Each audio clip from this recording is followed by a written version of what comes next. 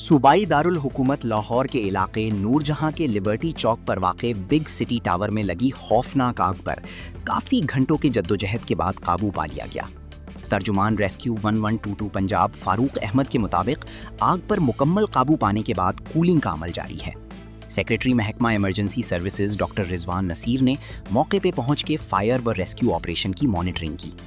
तर्जुमान rescue के मुताबिक गुज़श्ता शब big city tower में आग लगने की इत्तला मौसूल हुई, जिसके बाद आग पर काबू पाने के लिए 12 फायर व रेस्क्यू व्हीकल्स और 60 रेस्क्यूअर्स ने फायर व रेस्क्यू ऑपरेशन में हिस्सा लिया।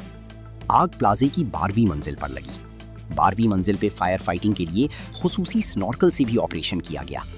डायरेक्टर फायर व रेस्क्यू और district emergency officer rescue operation ने मुख्तलिफ सेक्टर्स से कमांड की। फायर व रेस्क्यू ऑपरेशन में रेस्क्यू अकेडमी से खुसूसी टीम ने भी हिस्सा लिया। तर्जुमान रेस्क्यू के मुताबिक आग लगने से अब तक कोई जानी नुकसान की इत्तला मौसूल नहीं हुई।